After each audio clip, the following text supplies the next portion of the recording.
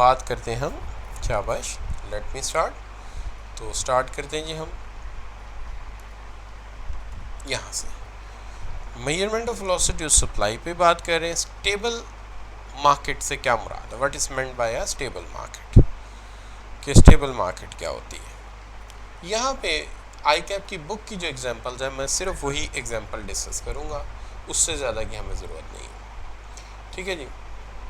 तो बच्चों, सबसे पहले तो हम बात करते हैं आपके साथ जो है वो प्राइस वेलोसिटी के हवाले से कि एक स्टेबल मार्केट क्या होती है। जी बच्चों, अरसलान बेटे, अल्लाह ताला आपको कामयाब करे। ठीक है, अगर आपको रिज़ल्ट के लिए कोई छुट्टी की दरख्वास्त देनी तो वो आप गलत चैनल लॉक कर रहे हैं, उसके लिए तो आपको मैनेजमेंट से बात करनी चाहिए। ठीक है ना, लेकिन इंशाल्लाह आप कामयाब होंगे। ठीक है, ये मैं श्योर हूँ इंशाल्लाह। मेरी तरफ से आप पास हैं।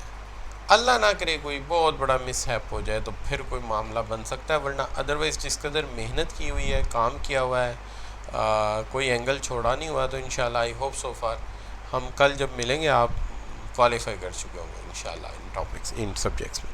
अच्छा बच्चों, अब चलिए बात करते हैं। बात यह है कि एक ऐसी मार्केट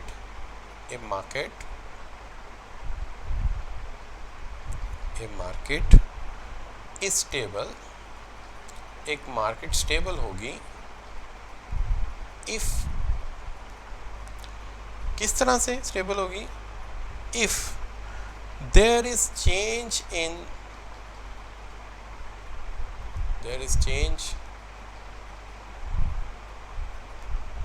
बहुत ज़्यादा चेंज आए इन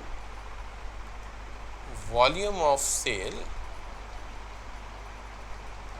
एक मार्केट स्टेबल होगी अगर वहाँ वॉल्यूम ऑफ सेल में बहुत फ़र्क आए, यानी कभी बढ़ जाए वॉल्यूम, कभी ज़्यादा हो जाए, लेकिन इस वॉल्यूम के बढ़ने और कम होने के बावजूद प्राइस में ज़्यादा फ़र्क ना आए। येट देयर इज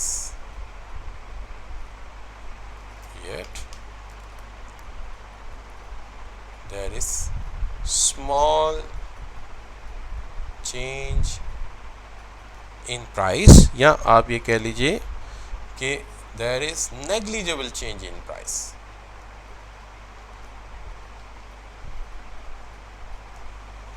ठीक है जी, price remain stable, prices remain stable. तो स्टेबल मार्केट वो मार्केट है जहां वॉल्यूम ऑफ सेल बढ़ता भी है, कम भी होता है, लेकिन दोनों सूरतों में वॉल्यूम बढ़े और कम हो लेकिन प्राइस स्टेबल रहे, तो हम इस मार्केट को स्टेबल कहेंगे। इसका मतलब स्टेबिलिटी का ताल्लुक स्टेबिलिटी ऑफ प्राइस के साथ है। स्टेबिलिटी का ताल्लुक किसके साथ है? स्टेबिलिटी ऑफ प्राइस के साथ है।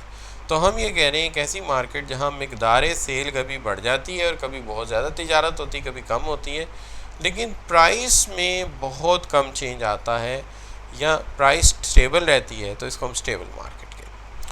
इसकी स्टेबिलिटी का सारा ताल्लुक जो है वो किस चीज़ के साथ है? इसकी सप्लाई के साथ ताल्लुक है इसका, और मैटर करता है इलास्टिसिटी ऑफ सप्लाई। चूँकि आई कैप ने एक ही दो मार्केट ली हैं, तो मैं वही दो मार्केट ले रहा हूँ, मैं ज़्यादा लंबी बात नहीं कर रहा इसके अंदर। देखिए, अगर इलास्टिसिटी ऑफ सप्लाई की बात करते हैं और मैं बात करता हूँ मिल्क मार्केट की, तो मिल्क मार्केट में जो सप्लाई का नेचर होता है वो होता है इलास्टिक।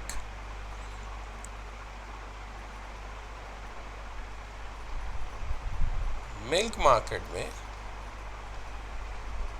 जो सप्लाई ऑफ मिल्क है उसका नेचर होता है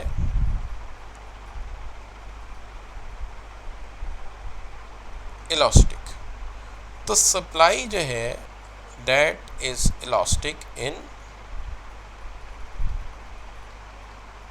मिल्क मार्केट। आप ये पूछ सकते हैं सर क्यों इलास्टिक होती है?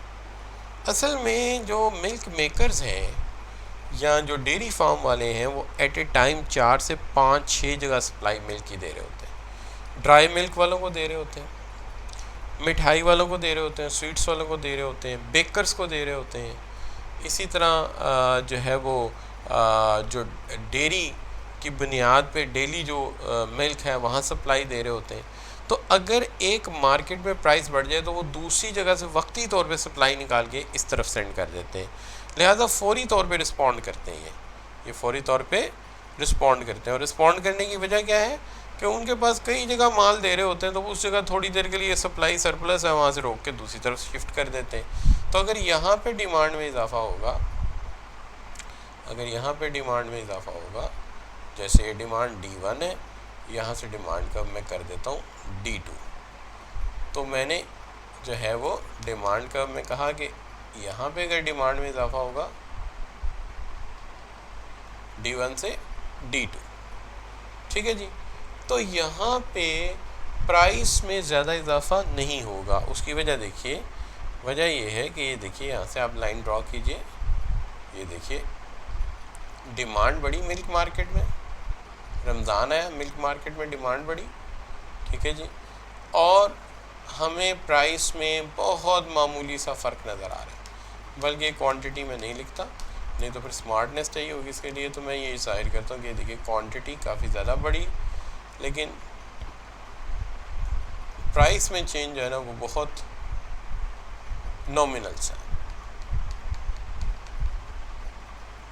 ठीक है, प्राइस में चेंज बहुत नॉमिनल सा। यही डर था, मैंने कहा ये मैंने अगर इसको मिटाया ना तो शायद मैं सप्लाई कर्व ना गायब कर दूं, और वही हुआ, मैंने सप्लाई कर्व गायब कर दी। अच्छा एनीवे, अच्छा दूसरी तरफ जो है अगर ये देखिए यहाँ से यहाँ देखिए ये, तो प्राइस में फ़र्क बहुत थोड़ा है, लेकिन डिमांड जो क्वांटिटी है बहुत ज़्यादा बड़ी है।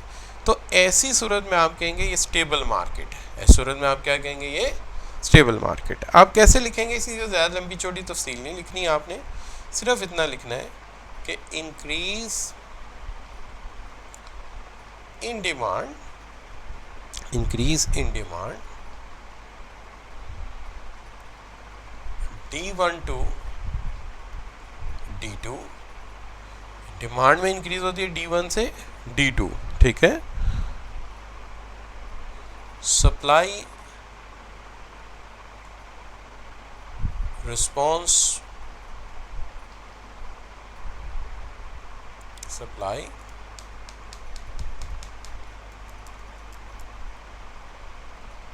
is responded quickly, सप्लाई ने क्विकली रिस्पॉन्स किया, ठीक है, एज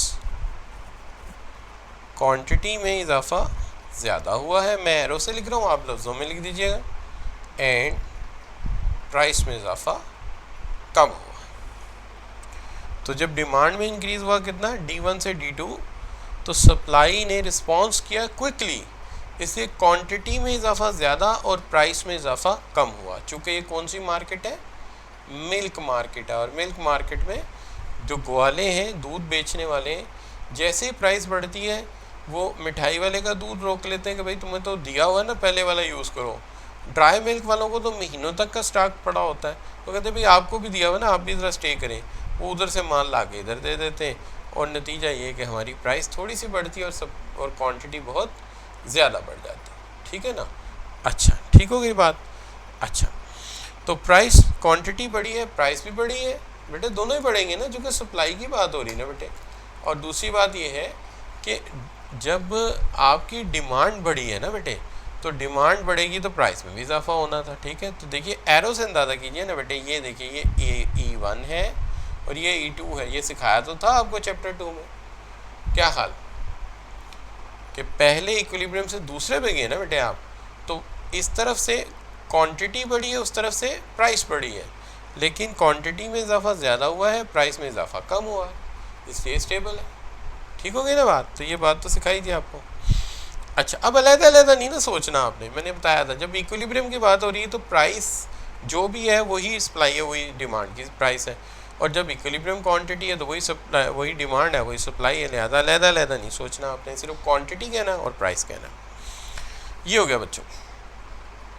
अब आ जाइए आप ऐसी सूरत हाल जहाँ पे ये तो थी ना स्टेबल मार्केट, एक होती है अनस्टेबल मार्केट, ठीक है, ये मेरा हाल है हमने लिखा है और सेव नहीं किया। तो एक होती है अनस्टेबल मार्केट। अब जो अनस्टेबल मार्केट होती है वहाँ पे क्या होता है, जो अनस्टेबल मार्केट होती है वो आम तौर पे हम ले लेते हैं कॉर्न की मार्केट, बल्कि ये लिखा हुआ है मैं भूल गया था, स्लाइड बनाई हुई है मैंने। अच्छा, unstable market, corn market. Corn market में क्या होता है कि सारे साल में सप्लाई एक दफ़ा आती है, सारे साल में सप्लाई एक दफ़ा आती है, लिहाजा सप्लाई जो है वो टाइड हो जाती है, सप्लाई जो है टाइड हो जाती है, क्योंकि कॉर्न की सप्लाई कितनी देर बाद आनी, कम से कम 6 मंथ के बाद आनी। वीट हो गया या राइस हो गया 6 माह बाद ही आनी, ठीक है। तो इसका जो सप्लाई कर्व होता है वो इलास्टिक नहीं हो सकता। उसकी वजह यह है कि साल में एक तो फसल आनी है या 2 आनी है मैक्सिमम, तो लिहाजा ये नहीं हो सकता। ये क्या होगा, ये इनइलास्टिक होगा, ये इस शक्ल का होगा, ठीक है।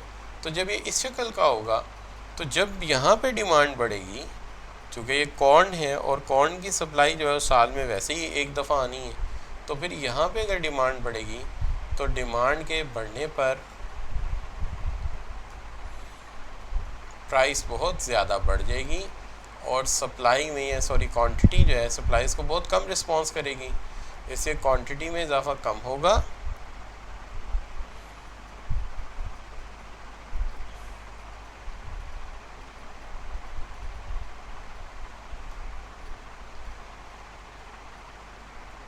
ये देखिए, जब आप E1 से E2 पे जाएंगे तो आप कहेंगे कि यहाँ पे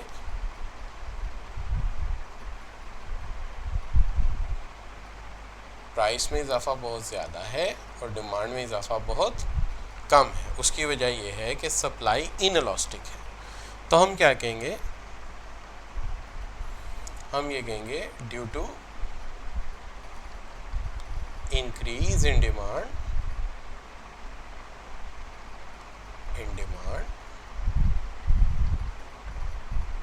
D1 to D2 is not very much responded by supply, चूँकि सप्लाई जो इनइलास्टिक है ना, तो ज़ाहिर है इनइलास्टिक सप्लाई तो रिस्पॉन्ड नहीं करेगी ज़्यादा अच्छा प्राइस के इजाफे को। रिस्पॉन्डेड तो हम कहते हैं due to increase in demand D1 to D2, ठीक है जी, supply is not very much responded, so price में इंक्रीज़ ज़्यादा है और क्वांटिटी में इंक्रीज़ कम है। ठीक होगी बात, नो प्रॉब्लम। तो इस कॉन्सेप्ट की डायग्रामेटिकल प्रैक्टिस करनी, जी बिल्कुल बेटे करनी इसकी प्रैक्टिस, बल्कि इसकी एक डायग्राम बुक में सही दी हुई है आई कैप में, एक में नहीं दी हुई, इसलिए आपने वही डायग्राम यूज़ करनी है जो मैंने बनाई है। वीडियो से देखेंगे या मैं स्लाइड सेंड करूँगा, इनसे आप देखेंगे कि जब आपने मिल्क मार्केट बनानी है तो आपने ये शो करना है कि जनाब ये देखिए ये सप्लाई प्राइस बढ़ी है, अब सप्लाई ने बहुत ज़्यादा रिस्पॉन्स किया इसलिए क्वांटिटी ज़्यादा बढ़ी है और प्राइस बहुत कम। लेकिन जब कॉर्न मार्केट में आए तो कॉर्न मार्केट में मामला बिल्कुल उसके उलट हो गया है। वहाँ सप्लाई इनइलास्टिक है, साल में एक दफ़ा फसल आती है, अगर डिमांड बढ़ेगी तो सप्लाई कहाँ से आएगी, सप्लाई तो मज़ीद नहीं आ सकती। लिहाजा डिमांड के बढ़ने पर सप्लाई उसे बहुत ही कम रिस्पॉन्स दे रही है, सप्लाई उसे बहुत ही कम रिस्पॉन्स दे रही है, जिसकी वजह से प्राइस में इजाफा ज़्यादा और क्वांटिटी में इजाफा कम होगा। बस ये एक सेंटेंस काफ़ी होगा। पर्टिकुलरली इसमें आपने अनस्टेबल मार्केट में कॉर्न की मिसाल लेनी है हमेशा जो बुक में दी हुई है, और स्टेबल में हमेशा आपने कौन सी लेनी, शाबाश, मिल्क मार्केट लेनी है जो कि हमारी आई कैप की बुक में मौजूद है। क्लियर बच्चों, ठीक हो गया यहाँ तक? तो यहाँ तक क्लियर है तो जी लिखकर एंटर कर दीजिए, शाबाश, बिल्कुल ठीक हो गया। अब देखिए जो पिछले चैप्टर की डायग्राम्स थी उन्होंने हमें यहाँ पे सपोर्ट किया है और उन्हें हमें समझने में मदद दी है। अब अगर आपसे पूछा जाए कि आपकी अंडरस्टैंडिंग को मैं 1 से लेके 100% तक रैंक करूँ तो आप कहाँ पर स्टे करेंगे, शाबाश जी, शाबाश, millions of percents. And then Hamza बेटे आप क्यों पीछे रह गए, जी शाबाश, हमजा 100 है, ठीक है, शाबाश बस ठीक है, ठीक हो गया, ठीक हो गया। सो सी यू इंशाल्लाह टुमारो, कल आपसे मुलाकात होती है गुड विशेज़ के साथ। Wish you good luck for your result. अल्लाह हाफिज़।